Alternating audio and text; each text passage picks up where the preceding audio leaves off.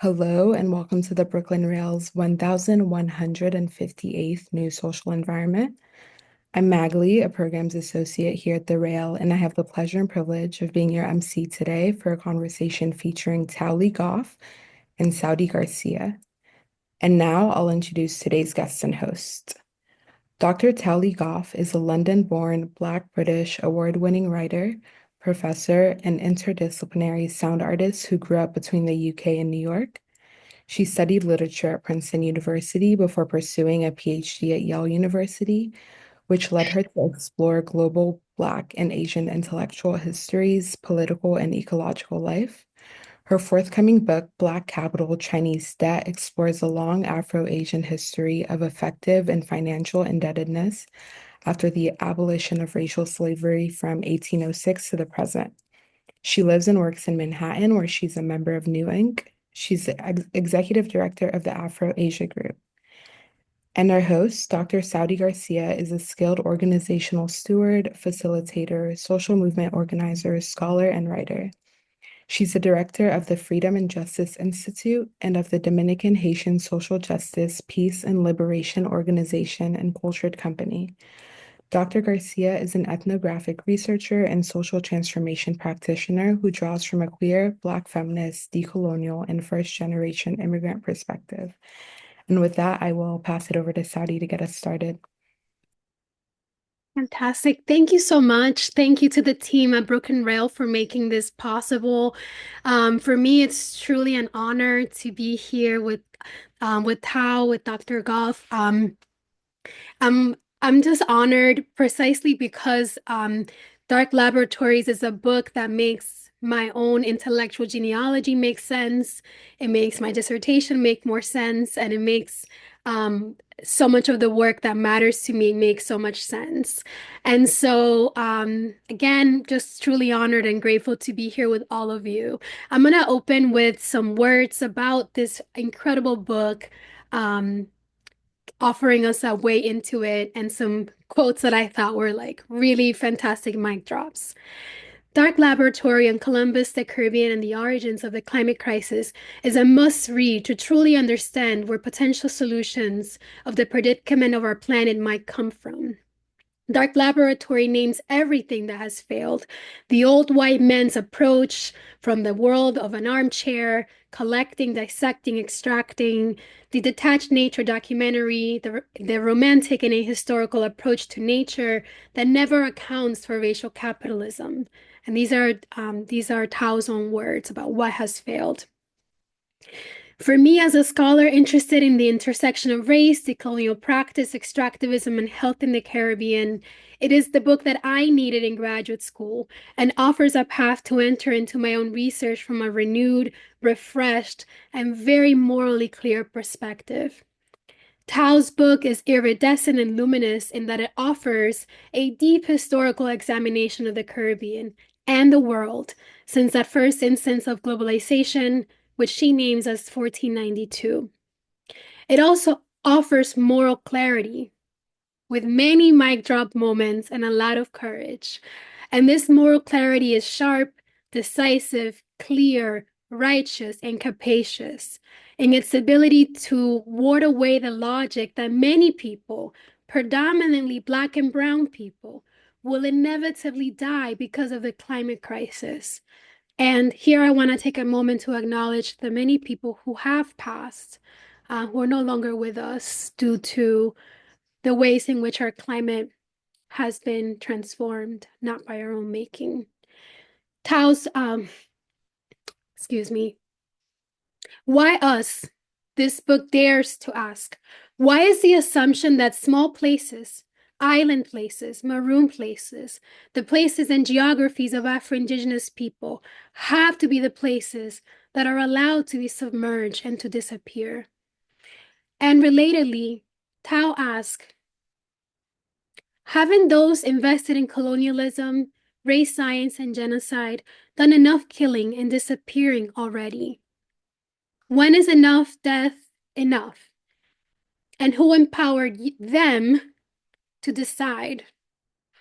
Dark Laboratory refuses death while naming the fact that it has always been Black and Indigenous people across quote unquote the West who have stewarded life in all its forms. Tao writes, without accounting for climate future, there can be no hope for sovereignty or racial justice. And at the same time, without accounting for the racism at the core of climate science and the systems by which our current nation states operate, there can be no hope for a climate future. Dark Laboratory reminds us of why this is true over and over again through its 9 chapters that are both a rich history of the Caribbean and its global connections to places like Hong Kong and Hawaii, but also a respectful and thoughtful history of the Caribbean present, beyond the romanticism of the Edenic paradise featured in travel brochures for all-inclusive hotels. This book contains multitudes, and I hope our conversation offers inspiration for the long struggle for Black and Indigenous liberation, land sovereignty, reparations, restoration, and health. And I wanted to share some mic drop moments. There are many. I had to find a different color highlighter for the mic drop moments. So my book is just a lot of blue because there's so many incredible incredible sentences that are just so sharp and clear. Can we just share the the slide, please?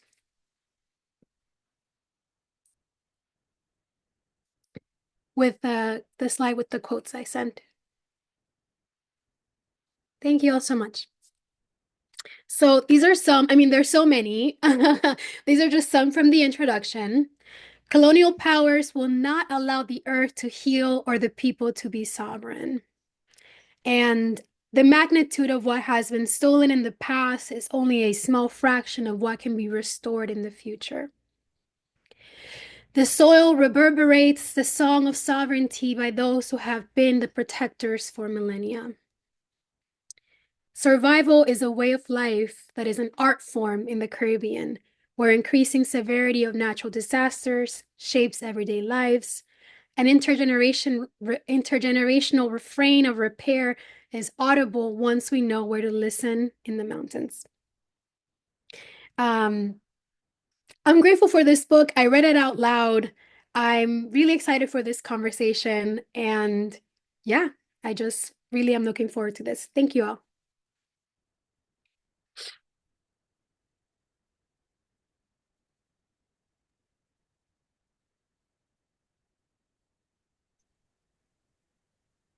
Great. Thank you, Saudi, for that. Um, it feels really wonderful to be read by you out loud. Thank you, everyone, for joining us on the Zoom call. It's just really profound to be able to be in a global setting since we're online, but also to, be able to have that channel emanating from Brooklyn. So we're going to be talking a lot about the islands of New York, and Brooklyn, Queens, and Long Island are part of one island that is Long Island. So that feels very special when we think about what it means to acknowledge the land, but also the waters. So hopefully we'll return to talk about more of that because as I came to learn, Saudi is from Queens, which is also one of the places where I grew up. Okay, so I was so excited to be here today that I actually didn't cancel today's event, even though I have 4 wisdom teeth extracted yesterday. So bear with me. And yeah, it just means a lot for me to be here because I really am excited to listen, for this to be a kind of call and response. So please be writing your questions for the Q&A because the matter of resonance is so important to me as someone who is a quote unquote PhDJ. So I'm excited for this to be a kind of listening session. I had the privilege, but also the challenge of reading the audiobook. So if you download the audiobook, you'll hear me reading through it. And it was the week of the election, the 2024 US election. So I found a lot of catharsis actually in reading. Um, and I have a, I guess, infant who was a newborn at that time, my 4-month-old here.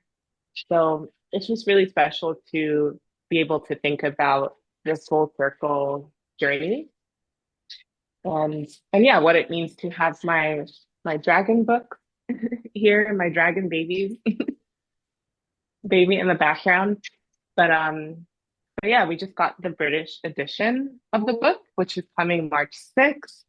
So I'm just very excited to think about these two books together, the US and the UK edition, because this is such a transatlantic book. There's so much about this book that lives in the ocean, that lives with orishas like Yamaya. And yeah, I'm excited to be with an audience that will understand that resonance. I guess it was a year ago or more.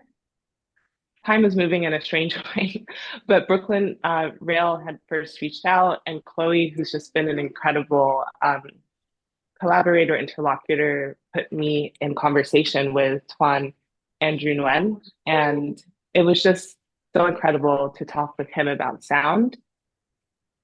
So I think it's really fitting that at Brooklyn Rail, you all conclude with a crescendo. That's actually how I teach my classes, where we turn the mic on and we say hello, we hear each other from each other's spaces and sounds. So yeah, I'm here for all the mic drop moments, Saudi, and I'm so glad that you called them that because I like to be a kind of like hype woman for my students.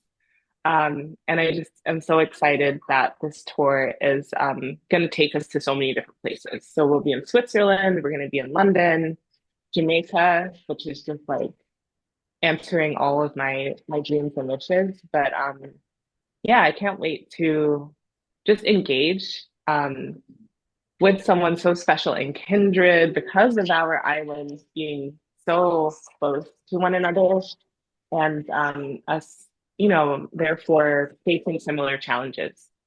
Um, so yeah, I can't wait to get into the conversation. So wherever you want to take it next, Sally, I'm willing to go because as you know, this book is like everything everywhere all at once. And it had to be that way. Yeah, yeah. Thanks for opening, any pathway into it. Um, I think that we can talk, the way that I divided my questions were thinking about the argument and, where the book is situated, in terms of a Black feminist ecology geology. But now that you're talking about sound and, and then the second part was about the process about writing the book and the kind of methodologies that you're offering. Because I think one of the things that's so important about your book, among many, is like it offers so many methodologies that are affirming to folks attempting a decolonial effort at knowledge production, right? And I say that from my particular space, I was trained as an anthropologist, and I was trained as an anthropologist in a context that was very much still tied to the ways that anthropology historically wasn't so necessarily open. We were very prided ourselves in being very thorough ethnographers, but didn't always consider the decolonial potential within the discipline, or even the fact that we were so embedded in the discipline as a site. And so I would love to start thinking about sound in this book because I read it out loud. I read the intro out loud because it felt right. And that's why there were so many Wow. mic drop moments. I would be like, yo, that's lit. What a lit Oh my God. like I really needed that sentence, right? Hmm. So I want to think about sound because this book is beautifully alive with sounds. There is the rainforest, the coastal villages of Hong Kong, the mountain caves full of bats. Um, there is just so much sounding that happens in so many parts of this text. So, um, I also wrote, which is not far-fetched since you're a PhD, Jay, and you already let us know. Can you tell Mhm. us a little bit more about epistemology and listening Mm. as a practice, as a political practice? There's so much, I think, about the argument of the book that is also about listening to the voices of those who have been caring for environments for such a long time and know them intimately through their eyes and noses and ears. And so, how is this method political and helpful to you? How did you come to the realization that this needed to be the front and center in the writing of the book?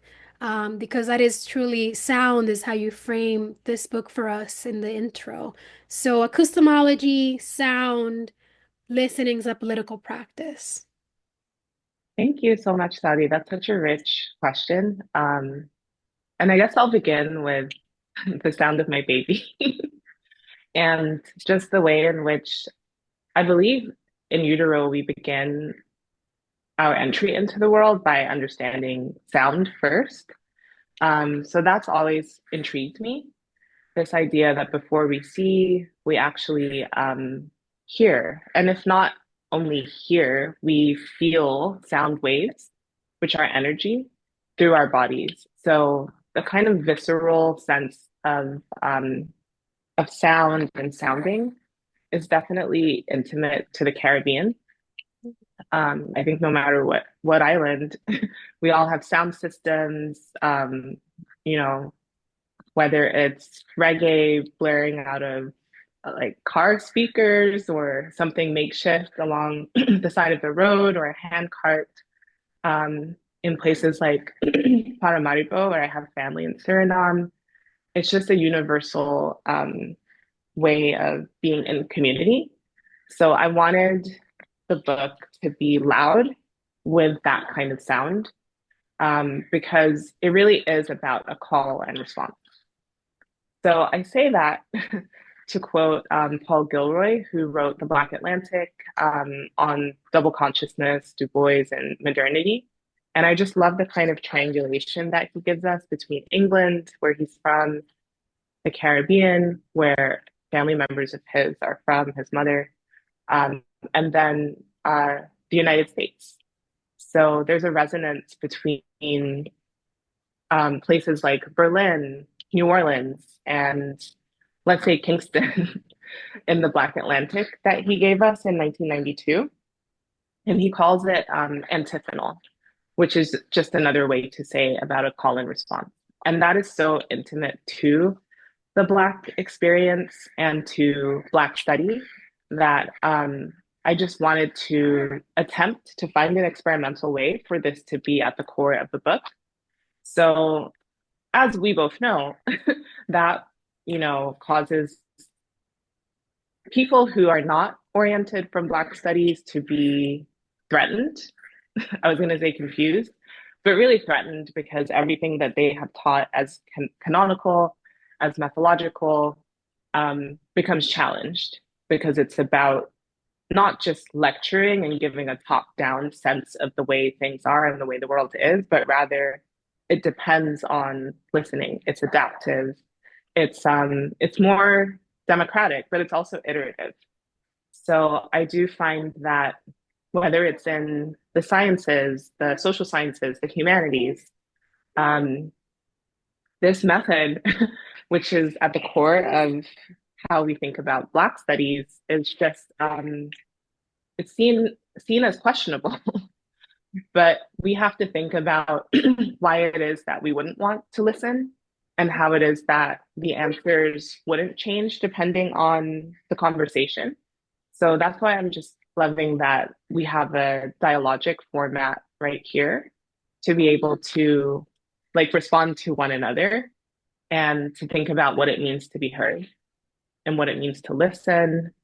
It's so at the core of Black feminism um, that, yeah, it felt like a kind of imperative or a calling to be able to tell the story of the climate crisis in this way.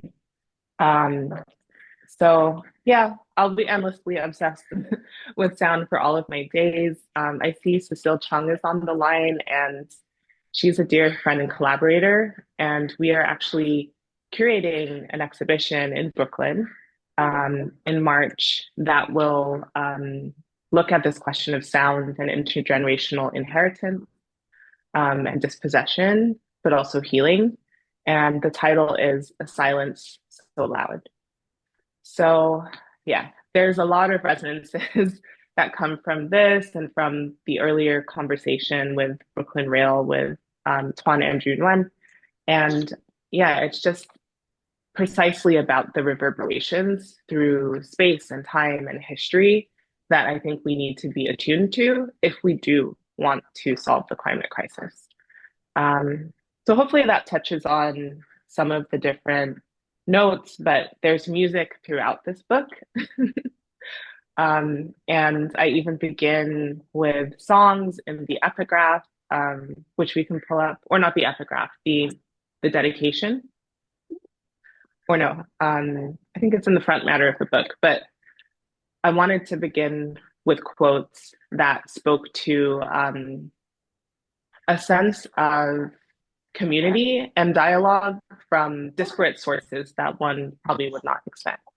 So if we move to the next slide, and then the next slide. So that's the dedication, which is to the ecologies, but then the following slide. Yeah, we have these three quotations. The first is a song from 1992 by Rage Against the Machine called Killing in the Name of.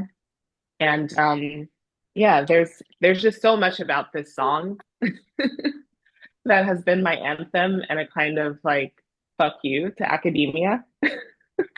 Because the chorus is well yeah, like fuck you, I won't do what you tell me. And it has just helped me to heal so much, but it actually comes from Rodney King. It comes from 92 in a specific moment about police violence and white supremacy. And I think it really does speak to our present moment. So the quote that I chose from the song was, some of those that work forces are the same that burn crosses. So there are many Klansmen, let's say, hidden in plain sight, but they're not even really hidden. So I felt like this book really was a way to identify that, but also to provide a kind of antidote in the song that we might be able to remember that we never even really heard before. But it's like the song of our ancestors.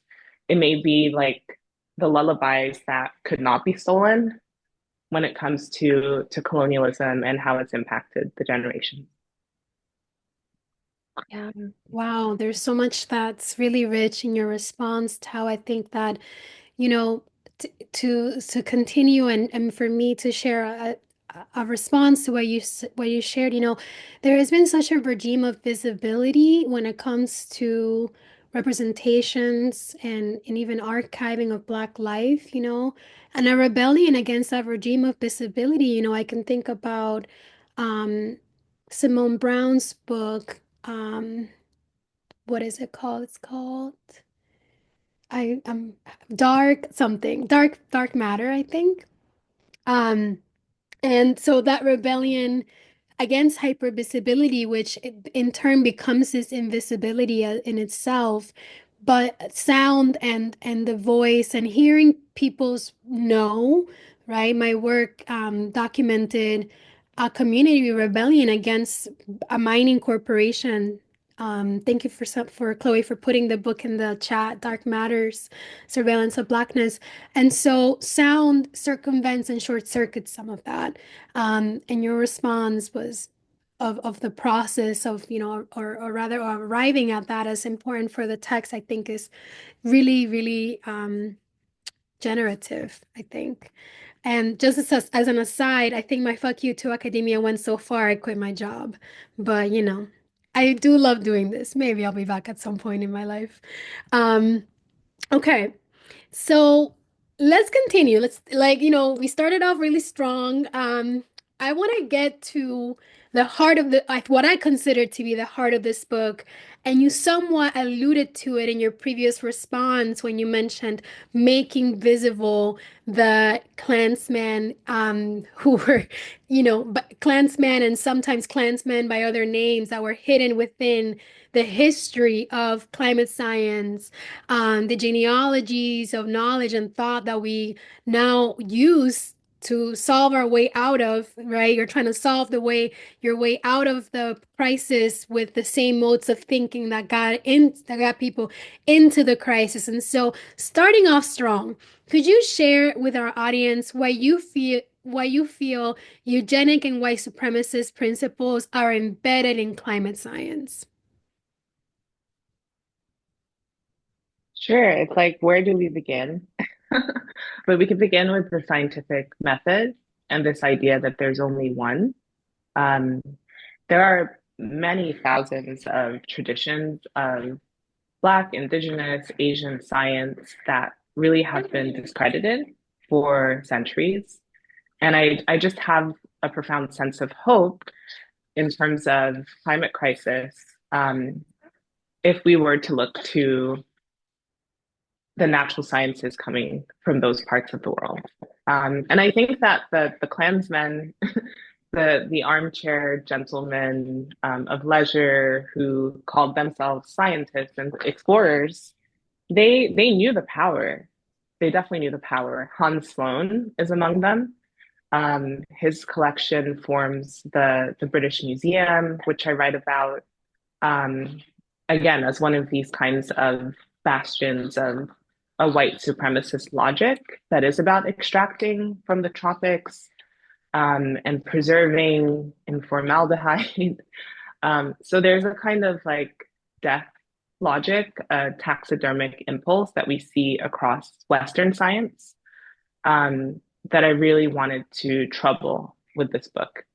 Um, yeah, my mind is just like, who do we turn to? Theodore Roosevelt? Do we turn to Ian Fleming? Do we turn to W.B. Astute? You know what? Um, Name the names. Name the names. We exactly. want The the roll receipts. call. The book is full of receipts, so you have to go out and get the book so you can get all the receipts. But I think it's important to name the names, right? Because Mhm, history is embedded in the landscape, and it takes folks like you in this text to make the connections. Even, you said everything everywhere all at once. That is mhm. fitting for what racial science has been and how it's sort of taken over so much that we don't even always get to see the threats. So name the names. Yeah, I think we have to. It should be a roll call of names. And if there is any hope for reparations, it should begin with those legacies. It should begin with the profits that have been garnered from these different legacies of discrediting. Because again, they knew how powerful indigenous knowledge and science was. Look to Charles Darwin, yet another name. We in the book go to Guyana, so in South America, and we discovered that he actually learned his techniques of taxidermy from a Black man, an Afro-Guyanese person who would have learned these techniques in the rainforest of Guyana. So on the one hand, you have Charles Darwin talking about how um, he was surprised that Black people could be smart. He thought that um, people who had European and African ancestry would be smarter than those with African ancestry alone. We see this eugenics logic in the way that he was journaling and speaking about race. So to think about his discoveries, in the 19th century without considering that this is a vibrant moment of abolition across the Americas, I think is to kind of lose sight of the plot. So yeah, I feel that when it comes to eugenics and the fact that Darwin's cousin was Sir Francis Galton, who is the father of eugenics, you don't even need to look far in terms of natural science to see how it's all interconnected. and how dangerous that is when we think about genocide. Um, so there are many different characters in the book because of that, and because of a kind of refrain that I have in the book, which is that something you alluded to, Saudi, which is the science that got us into this problem will not be the science to get us out of this problem. And I think that if we could sit with that logic, then maybe we could learn to let go and actually to reinvent, to really take to task fields like ethnobotany, to really think about the pharmaceutical industry and what it profits from, and to think about how many of our ancestors, like me and you specifically, have been discredited, violated, and told that their knowledge meant nothing when there are answers to healing throughout these different Caribbean traditions and African traditions. So I didn't want to focus so much on the negativity, but I think it is important to indict and to name, as you're saying. And we could spend a whole session on Theodore Roosevelt, but he's another of the major players as a US president who I think is seen favorably in a lot of circles. But I always have to stop to have people understand that he took pleasure in killing the last American bison. And he wrote about it, about firing that shot.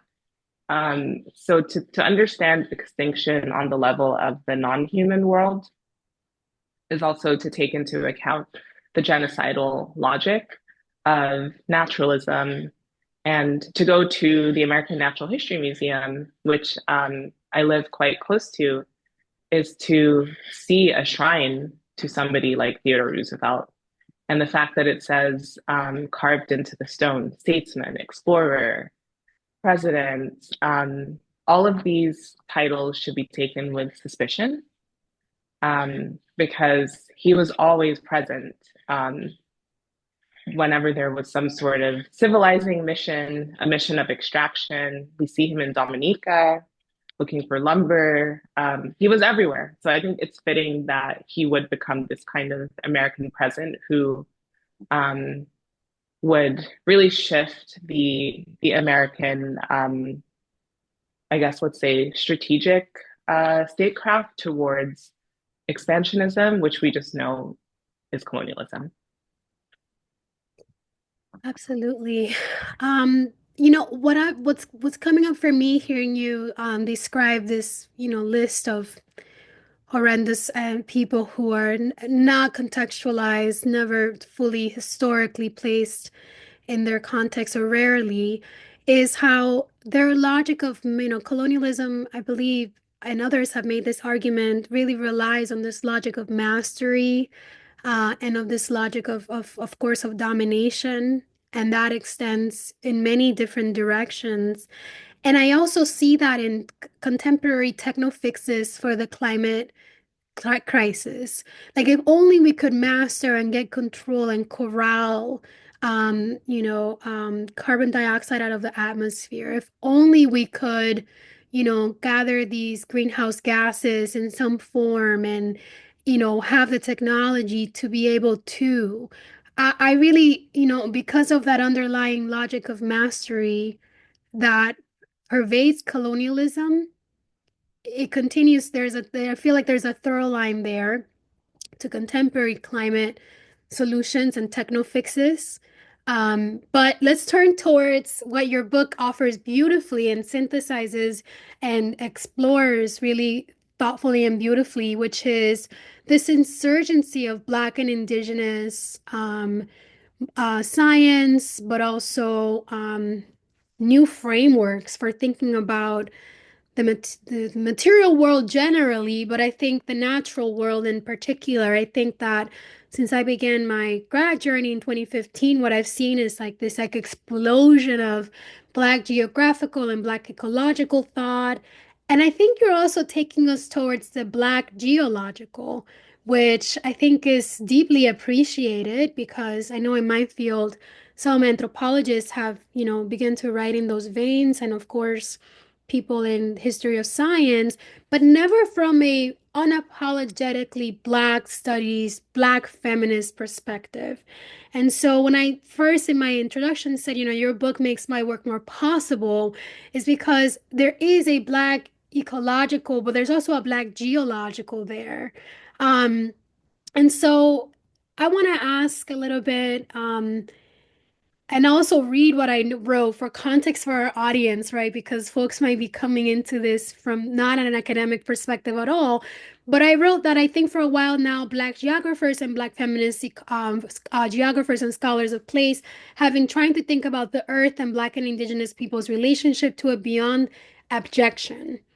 There is this interdisciplinary effort to fabulate and imagine other modes of being that are not just relying on a grammar of pollution and dispossession. And I see your book offering, again, an entry point.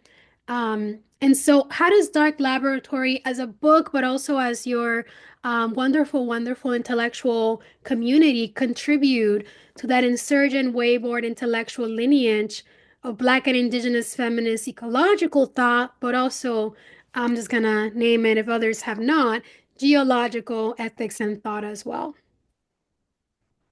Thank you for that question because I see you as a fellow traveler. I also think about my colleague Alex Moulton at Hunter College and Rose Moulton, who are doing such dynamic work from the field of geography. So, not geology per se, but I think it's significant that Alex has a background from UE in geology. And yeah, the dynamic work you are doing on mining in the Dominican Republic comes to mind. So we sit with the erosion of history, but we also think about the present danger for mountain communities and mountain dwellers when it comes to what is being mined away that will never be replenished. Um, so it was really great to enroll this year in a seminar at the Center for the Study of Place at the Graduate Center at CUNY and to meet Alex Moulton there and to learn that we basically had the same abstract for our project in this seminar that Ruthie Gilmore both recommended that we apply to at CUNY where we work. So it feels great to think about Black geographers like her, Black feminists who are leading the way and helping to form these new webs of connection. Because Alex and I were both writing about bauxite, which the first chapter of Dark Laboratory explores. And we both have been looking to maroonage as a way to really grapple with the ethics of the geological, as you're calling it. So there's so much profound work to be done connecting the mountains of Jamaica to, I'm sure, the mountains of your ancestral homelands. And then in conversation with Rose, I've been discussing Appalachia and having traveled to Kentucky to Bell Hooks's archive to where she grew up, I find that, again, these songs carry such a resonance when you consider mountaintop removal, when you consider the white working class struggles against these extractive economies.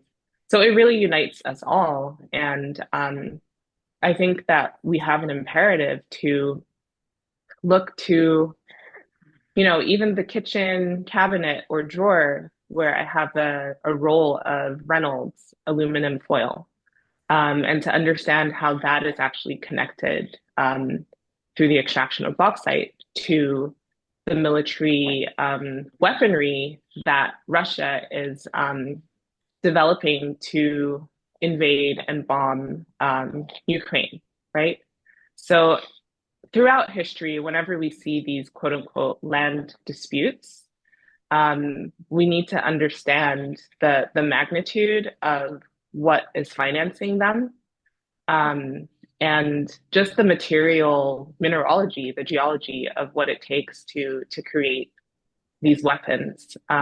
So all of that is encapsulated within the story of bauxite, but it's also this, this material that gave Jamaica in the 1950s a huge boost in its economy, and made it a powerhouse economically. So there's a lot that's fraught when we consider what it is that developing countries have had to rely on in terms of their economic possibilities, trying to move beyond monoculture and plantation societies. And I think that it requires the humanities to sit with a sense of the historiography and how it is that all of this comes together. And I think if we're not willing to look at the origins of the climate crisis, then we're not ever going to be able to find the end of the climate crisis. So I have a new chapter coming out called Black Geologies that looks at Black time. And it comes from a conference. Maybe you were there. It was at Yale on Black environmentalisms. Yes, I was there. So there's just been so many incredible convenings like that one by Kajitani Heka and Jonathan Howard. But I also have to shout out your convening with Chris Manjafra, Vital Alignments, which was life-changing for me to just see people hold a conference in this way that was about call and response and not about a scarcity model of competition of who's going to get the most questions in this academic way. But I loved that you and Chris asked us to propose an ante, and to really like grapple with each other's work. So it was just so rewarding. Erna Brodberg gave her incredible keynote. That was nourishing beyond what I can describe to you. So if we can switch a little bit, I would love to know like what might be your ante as regards the climate crisis, Saudi, or if you haven't had enough time to think about it, maybe you can just talk about or explain why you asked the presenters to think in this way. Yeah, I can touch on both, Okay. I think that when we were designing that conference and the term vital alignments came about because we wanted to involve and bring on board people who not only had an academic project, like a book that they were writing or an article they were writing, which is a typical mode, but also had some hands-on, like, I would say some skin in the game when it came to the Caribbean and the climate crisis. We wanted folks who had experience being in the ecologies and not just writing about them, or participating in community-driven projects that were attempting to think, how do we think about how do we survive the crisis, but also move into a more generative way of living and being. And so the ante really came out of that, out of like wanting folks to be really upfront about what is their stakes in what they in writing about climate in the Caribbean. I think for me, the stakes of my own work, the work that I look at, the work that I do is thinking about what happens after the mining process, the waste containers that the mining industry leaves behind. They're called tailing dams, and they require perpetual care from states and corporations. And so thinking about what do we do with these waste containers? How do they help us tell the story of the climate crisis in a different way because of what they accumulate and how they impact their surrounding environments? And your book got me thinking about, is there a Black and Indigenous way to manage the waste of this industry and the impacts, right? Because I know my interlocutors are finding Black and Indigenous ways to manage the health effects of the industry. But these containers are all over, all over the world where there is mining, there is waste.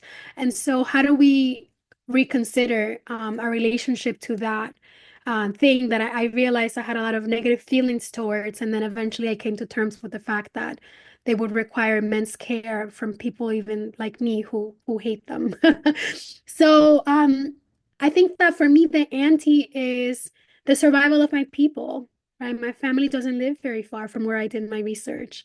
I think that there's also something there for me about the mountains must survive because not only that's where our ancestors are from, my ancestors are mountain people, but also there is this idea that if the coast becomes too eroded and the water rises up, you can always go to the mountains. But if at the same time you're also mining the mountains, destroying them, and leaving these containers of pollution scattered in the mountainsides, right? Because conveniently enough, a mountainside is like the perfect location for one of these tailing dams. So they actually seek to place them in those places. Then how are we to survive? Like, what are the possibilities if both the coast and the mountains have been destroyed? And so, I think the ante for me is that is like pushing beyond these ideas that that there is, a safe place to go to if that safe place is not protected, and safeguarded. And then I think also for me as a Dominican person who is just my back is hunched with the backpack of historical trauma and anti-Blackness and anti-Haitianism. And that's the work that I do outside of my formal academic spaces, is to train folks out of that kind of oppression. I'm also really interested in ensuring that our Black and Indigenous histories and knowledge are safeguarded in ethical ways, which is, I think, what your book shows very beautifully, for future generations who, if not now, then in the future will recognize the value of what our people know intimately and deeply. And there are people here in the chat who do that kind of work, like Maciel Torres, who is an incredible scholar, Ruth Pion, who also safeguards the history of our people in different ways. And I know I'm talking a lot, I'm saying a lot, but I'm glad for the question, because if anything I learned from Dark Laboratory as a text is to sound out and make clear what it is that you really mean to say. There is no time to make these abstract and extremely convoluted and tangential arguments about what we're facing. And so those one-line sentences that are just morally resounding with moral clarity are really powerful and helpful, as not just a thing that was said that you wrote, but also as a way of moving through the world with a bit more courage. Um, and so I kind of want to turn to that a little bit, because I did write a bit about that, or a question about that. Um, there's a lot of urgency in this book. And correct me if you don't feel, I mean, I felt that way when I was reading it. There's a tone of urgency that is also fairly calm. It's urgent, but it's calm in terms of like, let's walk through what has been and imagine what's possible. So, how did you develop the moral clarity that exudes from this book? And how is that moral clarity connected to some of the solutions you forward as already existing, right? Such as your unapologetic support of the land back movement, um, and other emergent solutions that are within the text. So moral clarity, how do you arrive at that? And how does that help us think about some of the potential pathways out of this crisis? I guess I'll just say that Frantz Fanon's work is incredibly important to, I think, so many of us on this call. And The Wretched of the Earth is a text that many are teaching. And um, yeah, he writes about how there is a violent process and upheaval needed for true decolonization. Um, Tuck and yeah, Is that it there's so talking? many. Yeah, Tuck and Yang have really brought that to the fore again with saying that decolonization is not a metaphor. And I think it's exciting how these two texts are being read across different disciplines. And I wonder if it's the case in anthropology as well. But it has to begin with the soil. And this takes me back to the Maroons in Jamaica who have said the land is a path. So the moral clarity, if there is a way to talk about that, I think comes from really understanding that pact of the land that we're bound to protect. And that's whether it is our native ecologies in terms of our ancestry or not. Um, I guess I hesitate when I think about the term moral or morality, just in the sense that the Christian Testament, but also the Hebrew Bible have given us this kind of language of good and evil that is very binaristic and doesn't necessarily map onto different Black, Asian, and Indigenous cosmologies. And this book, before it was called Dark Laboratory, was called After Eden. So I really was trying to sit with this Judeo-Christian world that we inherit and inhabit to try to understand what it is that we've been told about knowledge, the fruit of that tree, the forbidden fruit, and Eve's role in terms of leading to this cascade and leading to Adam and Eve becoming the first climate refugees, as it were. So I think that for someone, I studied English as an undergrad. Um, I felt like the narrative questions of storytelling need to be unraveled in order to understand the values and the way that our Western society has been structured. But when we imagine that garden, the Garden of Eden, as being multiple, and that it was not just God with a capital G who was there, but rather that there were other deities or presences or religions in the Caribbean for sure, then we begin to understand a different kind of ethics and we can begin to embrace a different kind of science. So I feel that, yeah, I really felt kindred with thinkers like Daniel Padilla Peralta, who's also Dominican, and he participated in a roundtable in which for Dark Laboratory in 2021, in which he talked about, I think it was the 15th century and Maroonage and the mountains of the Dominican Republic and Haiti. And there was just so much power in there that resonated with what I know of Jamaica in this similar time period, or at least in the 16th century. So it's just great to have fellow travelers like him, who is a scholar in classics at Princeton.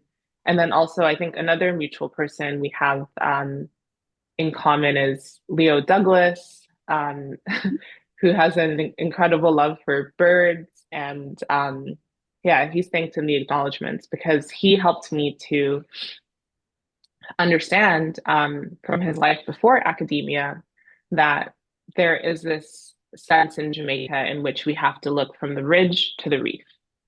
So just to respond to your earlier comments about geology and the mountainside, so many people see this binary, but what happens at the top of the ridge, right, relates exactly to the coral reefs in terms of what cascades and falls into the sea, but also this kind of erosion over deep time.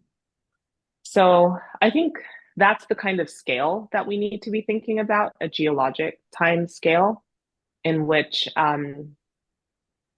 yeah, there is a lot of hope because what were the coral reefs of centuries ago, millennia ago, are actually our mountains now, and vice versa. The Mediterranean Sea will become the Mediterranean mountain range. And at that point, how will we understand who are the climate refugees or not?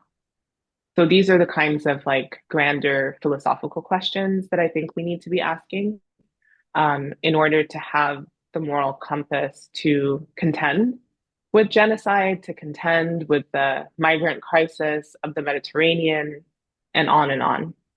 I guess I'll just conclude by saying to that question that I've just had the displeasure of sitting side by side with so many different like tech bros. Let's say I talk about a conference in Berlin at the Museum of Natural History, where there are people who actually talk about, and there was this one person, he talked about at dinner to me that he wanted the thrill of Columbus and those conquistadors like stepping off of the gangplank into the new world.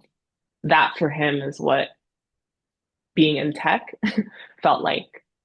And even though he said he knew it was wrong because of the consequences of what those explorers, conquerors, colonizers did, but that was exactly the feeling that he was looking for in terms of the next tech discovery.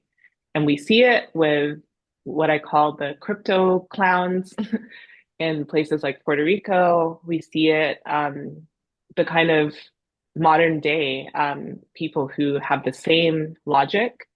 And the Caribbean, it turns out, just is this locus because people have felt so comfortable parachuting in and out of the Caribbean across our different islands. And yeah, I feel I have to mention Guantanamo Bay today because our so-called president is talking about sending migrants from the that are in the United States to there. So a lot is being conjured in terms of the Caribbean and citizenship and in terms of warfare. And we have to understand that warfare in a long sense of history as a space of ongoing battling. And I think people like Vincent Brown in his book, Tacky's War, really show us that the war is not over because we need to begin with 1492 or 1493 into the present to understand how there are still these contested territories like Guantanamo Bay, like Navassa Island, which the US and Haiti still hold claim to. So I find a lot of hope in that the story is not done if the war has not been fully won. So that's the kind of urgency, but also the calmness that you may sense in the text, because I have that kind of determination of what our ancestors have been doing and how they have been fighting. And the fact that you and I are here having this conversation is a testament to that survival. So we just have to keep going. Amazing. I think that was a perfect note for us to end our conversation. And I think we want to make space for our audience to ask questions as well. Thank you both so much for such a rich dialogue. I was hanging at the edge of my seat the entire time. Um, we have a few questions. I'd like to remind the chat that you can submit your questions in the chat. If you have any questions for Tao and Saudi, we welcome them all. The first question is from Charlotte. Charlotte starts with, so valuable to assert the sonic in this discourse. Thank you. My question is a common one, but that always makes me wobble uncertainly. Regarding name the names that came up, that also speaks to the value of sound. Naming names isn't just a semantic exercise, but one that reverberates influence. We feel it. With that in mind, I'm wondering how you manage the affective experience of naming names and indicting, hearing, feeling those names in projects with the desire also to shift their loud influence. Yeah, that's a heavy question and a very necessary one. And as it is the new year, the year of the snake, I'm reflecting on the year of the dragon. And I feel that so much changed in 2024 when it comes to naming names. Even if we look to a pop culture figure like P. Diddy, the fact that Cat Williams, of all people, said that the wicked would fall.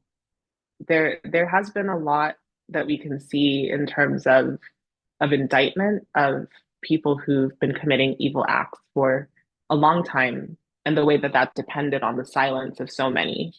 The way in which one person can have that power is, yeah, very significant, but it gives me hope that even after decades, if we actually do name the names, if people are able to do that, there is hope. So I guess I'll pass it to Saudi because she said name the names, and I feel like, yeah, we could have a whole open mic where we just name name the names of all the colonizers. Um, Yeah, I want to respond, but I also know that we have many questions. So, I guess this sort of goes towards, I will make a brief comment, which is to say that I really appreciated naming like what I would call like the erotics of some of this, right? Like the deep held feeling that people have towards holding on to power, but also towards a desire and hope for transformation. And so I think while reading the book, and if you read the book, which I highly recommend you do, notice your own feelings, right? Like throughout the reading. Because I really think that that really helped me to feel more affirmed. Again, I think a key thing to consider in a Black feminist ecology or geology are the feelings that are there, right? Like mourning is there, radical hope is there. I know I feel that every day by just giving gratitude that I'm alive and able to do the work that I do. And also, there are also the other feelings that drive the kind of power abuses that we are also naming, right? Because scientific misconduct and anti-intellectual framings, and those are, I would name those in that continuum of abuse. From we have the sensationalism of an R. Kelly or a P. Diddy, but we don't mhm. name the violence of a Linnaeus or a Darwin, because Yeah. their ideology and worldview has been so accepted. Um, and I also want to shout out our auntie Sylvia Winter. And like, I think Yeah. Tao, you are a very beautiful inheritor of her tradition of shift of really questioning the frames of our own thinking, the words that we use, which is like how you open the book, and questioning even the concept of species, right? So Mhm. yeah, I could say more, but I know we have probably a lot of questions. Thank you both so much. The next question is from an anonymous audience member, and they're wondering if this book and its expansiveness paved the way for other research projects or initiatives. Well, yeah, I mean, I guess it's my lab book, which is to say it's a book about a practice, my artistic practice, creative practice, collaboration that is ongoing. We look to yeah, to welcome new members. We look to what's the word? Support financially artists in residence. And I think I say it in the book, but especially folks who are in the global south, who are artists tackling climate, I have found that they are the climate activists who we should be supporting because they often don't have, um, as artists, a pension or healthcare and any little thing that we can do to help them feel in community, but also financially supported is really significant. So Abigail Hadid, who was one of our first artists in residence, is doing really incredible work to document Carnival and Amerindian and African um, descended people who are continuing their masquerade traditions. So a lot of her artwork graces the website for Dark Laboratory, which is darklaboratory.com. And she I think she turned 60 a couple of years ago, and it was just amazing to be able to celebrate an artist who has been doing this work for decades. So that's the kind of ongoing and expansive work that we want to be doing beyond the US to, yeah, to celebrate those who are collecting these stories and are part of the story towards a kind of climate redemption.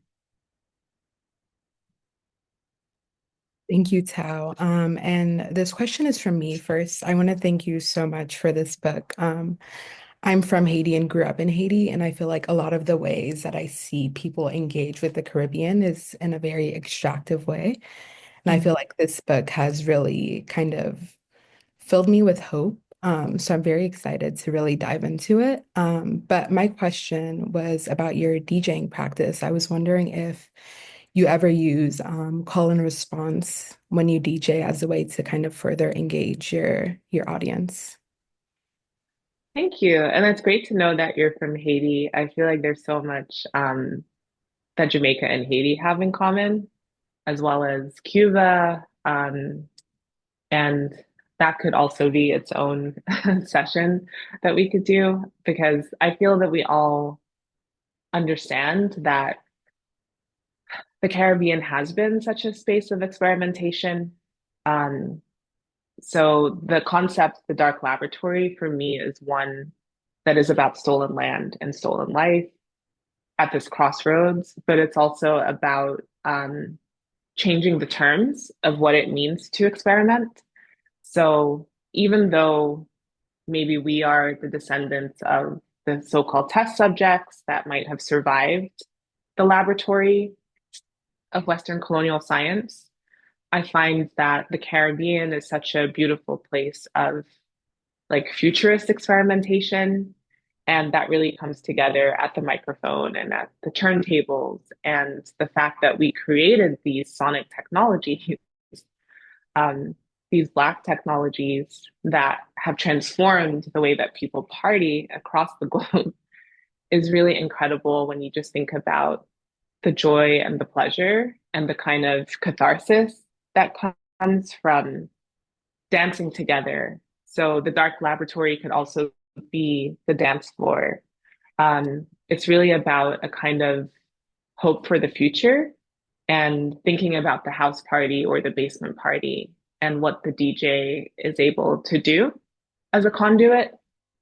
Um, and I think we can all think about those kinds of Caribbean parties and whether it's zouk or it's reggae or reggaeton, like there's a kind of similar soundtrack, which really comes back to Africa and our inheritance, to the kind of percussion that makes us part of this African diaspora.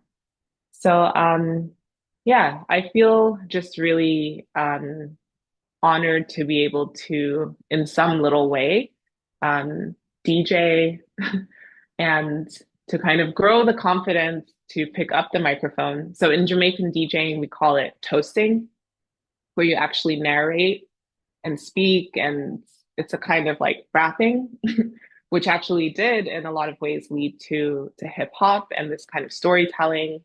A lot of people are surprised to learn that Biggie is Jamaican. Both of his parents were from Jamaica. So when he says he has a story to tell, and he's coming from Brooklyn, there's just so much of a kind of Jamaican tradition and of an Afro-Caribbean tradition that I think is really, really vital and about, again, this kind of like dialogue. So yeah, there are many soundtracks here. And yeah, to answer your question, I just feel that the DJing makes it such that this work continues on and on. And I encourage people to reach out. Um, if you have contributions or have ways that you want to get involved, I'm always open to hear ideas for collaboration. Thank you so much, Tao. I feel like I could go on and on about emceeing and DJing, but I won't. That was the last question. If you want to introduce the reading before we wrap up. Yes. So I'm glad that you mentioned Haiti being one of your ancestral islands or part of an island. And the book that I'm going to read from is called What Noise Against the Cane. It's by Desiree C. Bailey. And I have a podcast coming out with her and with Alex Callender, who is a painter who works at Smith College. And we've just been having these incredible conversations about islands, so Barbados, Trinidad, and Jamaica. But really, everything always came back to Haiti in our conversation. And I'm still healing from this wisdom tooth extraction. So thanks everyone for bearing with me and my swollen face. But Desiree begins the book of poetry with this poem called Chant for the Waters and Dirt and Blade. And it's this kind of epic of the ocean that really takes us to the Haitian Revolution and the currents and the tides. And it's so profound, but it's also 30 pages long, so I'm not going to read from that. I'm going to read a shorter poem of hers that I think speaks to our present moment, and it's called Accent. Don't ask me why I say water in one sentence, then water in the next. You already know it's not difficult to understand. It's that you choose not to. The jury is still out on whether being from just one country is a luxury or a limitation. But you should know why, how a voice and accent drifts between the sounds of two or more shores. All your first world knowledge, and you still can't help but say what you do or don't detect, as if I am trivia, as if my voice is contraband, smuggled through your God-given borders. Myself a goddess, make myself whatever she need me to be, and she need me to be plenty. She need. So the last line, I don't know if you can see it on the page. It's part of this poem that's the voice of the sea, and it goes throughout all of the different poems. But I just wanted to give you that taste of Accent by Desiree C. Bailey. Thank you.